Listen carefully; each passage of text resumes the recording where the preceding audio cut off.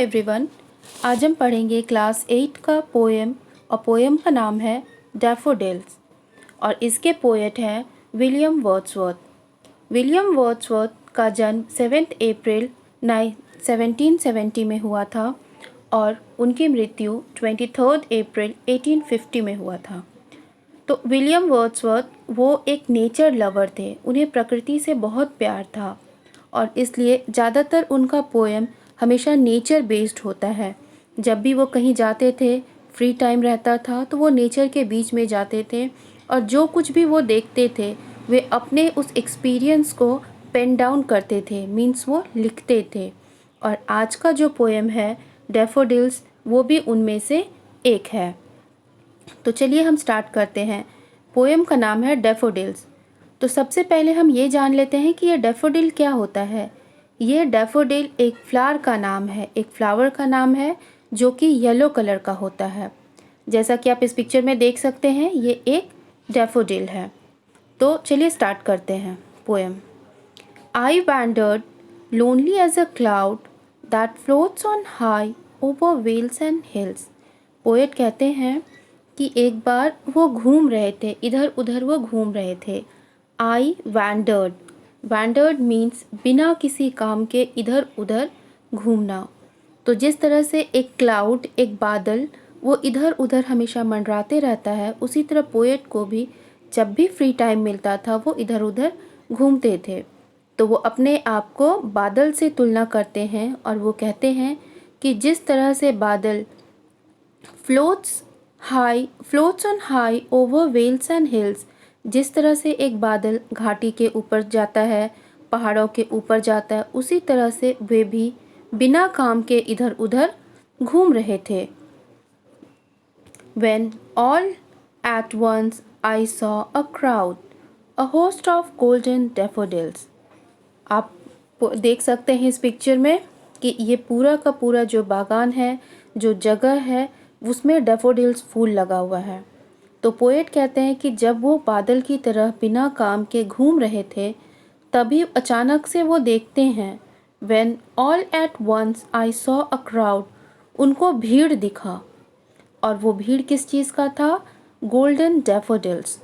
Daffodils पता है, वो एक फ्लावर्स है। तो डैफोडिल होता है येलो कलर, लेकिन पोएट यहाँ पे मैजेस्टिक इफ़ेक्ट लाने के लिए कि उनकी पोएम या उनके बात या जो फ्लावर्स है उसका ब्यूटी और ज़्यादा निखर के आए, इसलिए वो इसको गोल्डन डैफोडिल्स कहते हैं। उसके बाद पोएट क्या कहते हैं? Beside the lake beneath the trees fluttering and dancing in the breeze. तो ये डैफोडिल्स कहाँ है? बिसाइड द लेक, लेक झील के बगल में, एंड बीनीथ द ट्री, पेड़ के नीचे। आप इस पिक्चर में देख सकते हैं कि बगल में एक झील भी है और वहीं पे एक पेड़ है। अब पेड़, 2-3 पेड़ है और उस पेड़ के नीचे पूरा का पूरा डैफोडिल्स लगा हुआ है। Fluttering and dancing in the breeze. और डैफोडिल्स क्या कर रहे हैं? जैसे ही हवा का झोंका आ रहा है तो डैफोडिल्स एक दूसरे से टकरा रहे हैं, इधर उधर झूम रहे हैं। ऐसा लग रहा है जैसे वे हवा में नाच रहे हैं।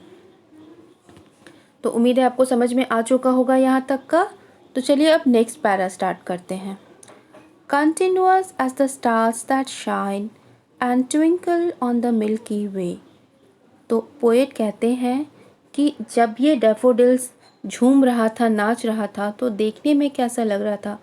Continuous as the stars that shine, जिस तरह से आकाश में रात्रि के समय में पूरे के पूरे तारे चमकते रहते हैं, टिमटिमाते रहते हैं, उसी तरह से आज धरती पे ये डैफोडिल्स पूरा खिला हुआ था और इन पे जब सूर्य की रोशनी पड़ रही थी तो ये और ज़्यादा खिल रहे थे, इन पे और ज़्यादा शाइन आ चुका था, चमक रहा था।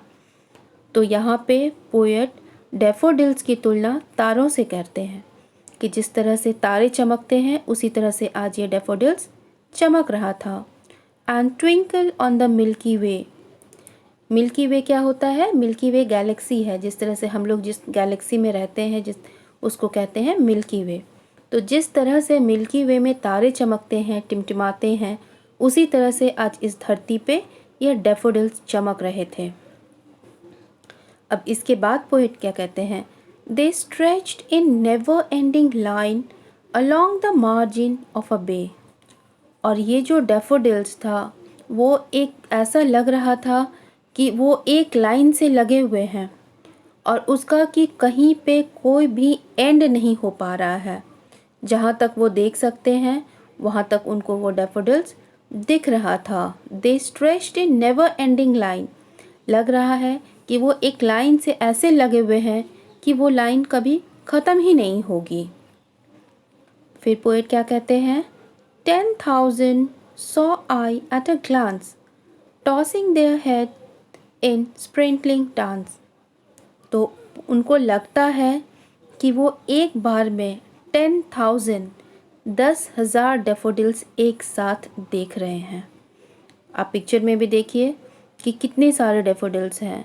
तो वो काउंट गिन तो नहीं सकते हैं, लेकिन फिर भी वो बताना चाहते हैं या बता रहे हैं कि शायद हम 10,000 डैफोडिल्स देखें। Tossing their head in sprinkling dance, कि वो एक दूसरे से टकरा रहे हैं और खुशी से बस झूम रहे हैं। लग रहा है उनमें बहुत ज़्यादा एनर्जी है, बहुत ज़्यादा ताकत है और वह खुशी के साथ वो झूम रहे थे। तो स्टूडेंट्स, इसी के साथ डैफोडिल पोएम का 2 स्टांजा ख़त्म हो गया और इसके बाद का स्टांजास हम लोग नेक्स्ट क्लास में पढ़ेंगे। बट इससे पहले हम एक बार आपको दोनों स्टांजा मिला के बताते हैं। पोएट कहते हैं कि जब वो एक बार घूम रहे थे तो वो उनको डैफोडिल्स दिखता है, पूरा का पूरा डैफोडिल्स का एक गार्डन दिखता है और वो ट्रीज़ बीनीथ द ट्रीज़ के नीचे और लेक के बगल में था। और वो जब देखते हैं तो उस तारों की तुलना वो आकाश से करते हैं और ये कहते हैं कि तारे एक लाइन से बिछे हुए हैं और शायद उनको एक बार में 10,000 फ्लावर्स दिख रहा होगा। तो स्टूडेंट्स, उम्मीद है आपको समझ में आ गया होगा। Thank you.